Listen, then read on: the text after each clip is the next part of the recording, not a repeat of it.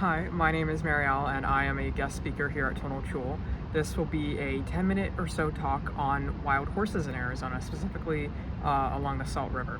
If you need to sit, we have some shady benches out here. There are also bathrooms and water available down the path to my right if you need them. So where we're at right now, we're standing in front of our very recognizable horse statue. This is supposed to represent a wild horse, the wild horses in Arizona. Have any of you ever seen a wild horse in Arizona? What do you know about the wild horses, specifically here in our state?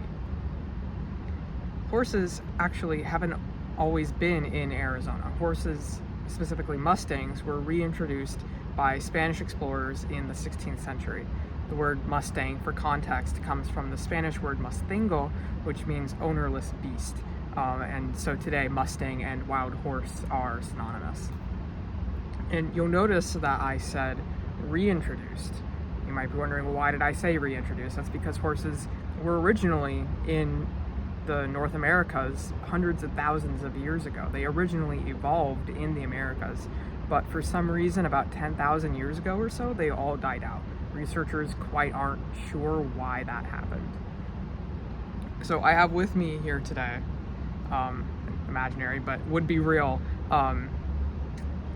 femur from one of these horses. This femur is dated about 2.7 million years ago. You can see how big they are, but you can also see that it's about the same size as a normal or modern day horse. So you can see that they are in fact the same horses that once evolved here in the United States. Once the Spanish colonizers reintroduced horses, they were primarily traded amongst Native Americans, especially throughout the 17 and 1800s. I also have with me here today a old saddle used by Native Americans in the 1800s.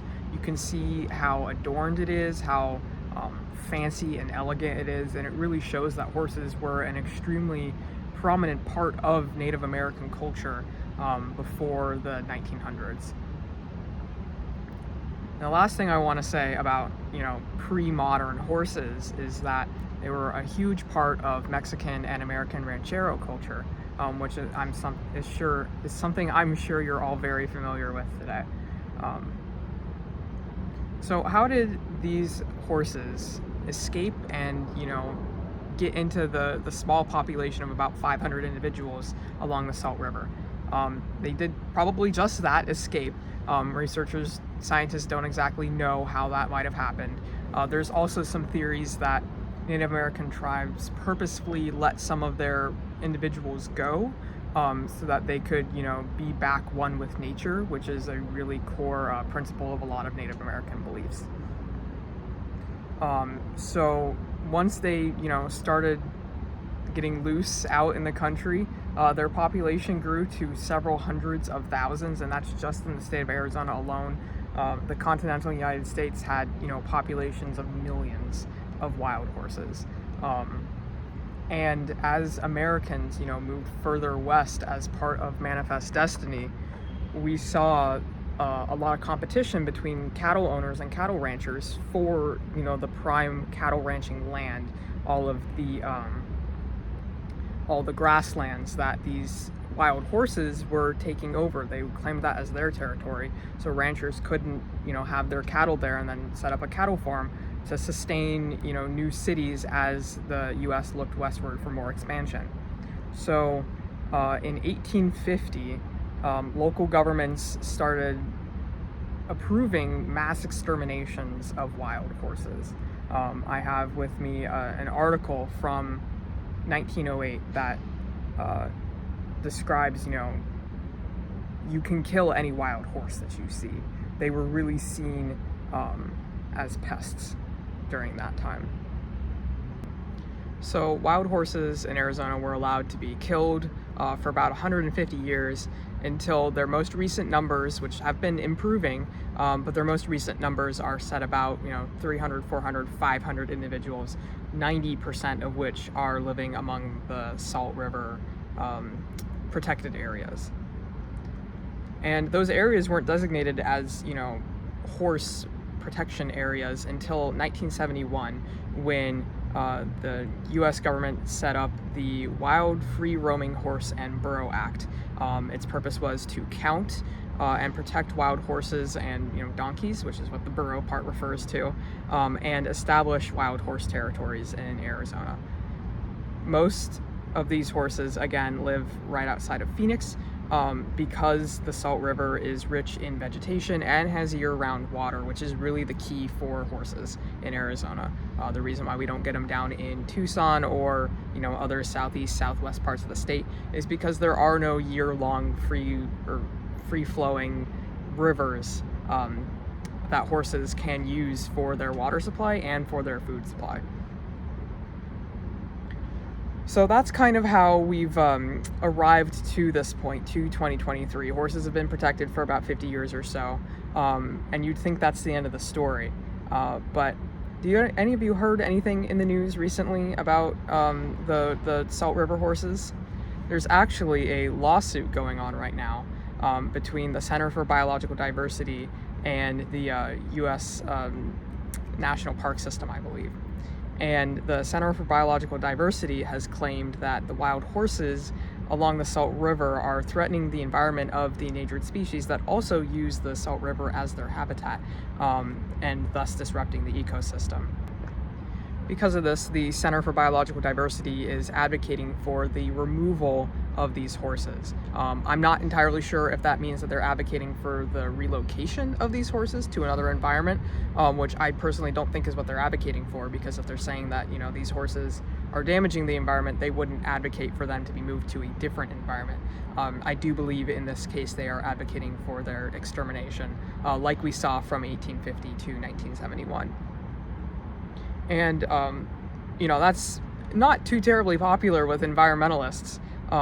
There's a lot of evidence, actually, that the manure from these wild horses, which, contains seeds from the food that they've been eating, is really beneficial to the environment. A lot of studies have shown that the mesquite trees along the Salt River, the population of those trees has actually increased over the years because of the amount of wild horses that are depositing their seeds along the riverbanks. And their manure is really rich in nutrients, which helps these trees go bigger, stronger, and faster, which is really good for the environment.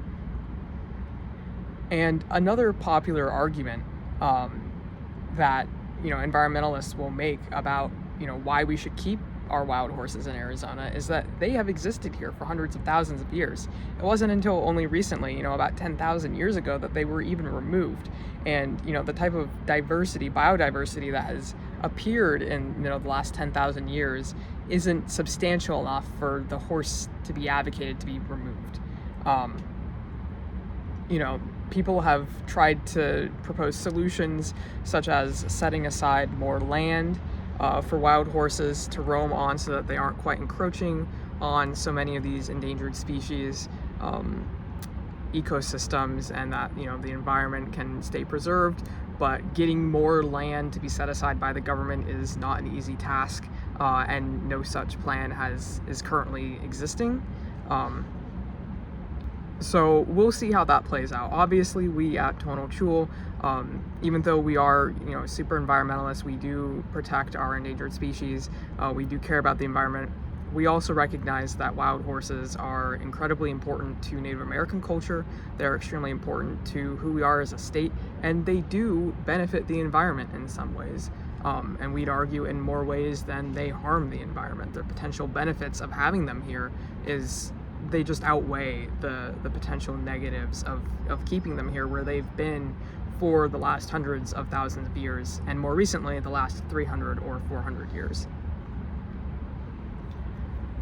We also, particularly on the Native American front, we really do support these horses being here because Native American culture is so ingrained with that of the wild horse, especially here in Arizona. To remove these horses would be to remove yet another thing from the Native American communities that we coexist with here in Arizona, and that would just be unjust and unfair to them.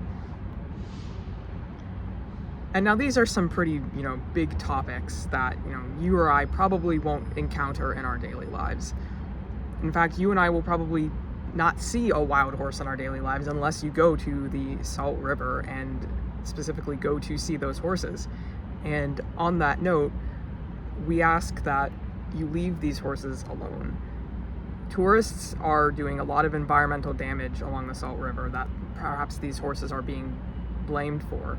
And we don't want to disrupt these horses any further. We don't want to give certain groups more reason to have these horses removed from their natural environment. We at Tonal Chul honor their significance here with this statue. We think it's a beautiful representation of these horses. And if you'd like to further protect these horses and advocate for their protection in Arizona, I frequently donate and volunteer to groups like the Salt River Wild Horse Management Group. So if you have any questions about any of the options on how to save horses, how to protect them here in Arizona, I am more than willing to answer them after our talk. I hope you all learned something interesting about the history and significance of wild horses in Arizona, specifically along the Salt River. If you wouldn't mind, I have a survey here asking you a couple questions about what you learned today and if there's anything else you want to share. And with that, I think that's everything I have to share about wild horses today. Thank you so much for your time and enjoy the rest of your visit here at Tonal Chul Park.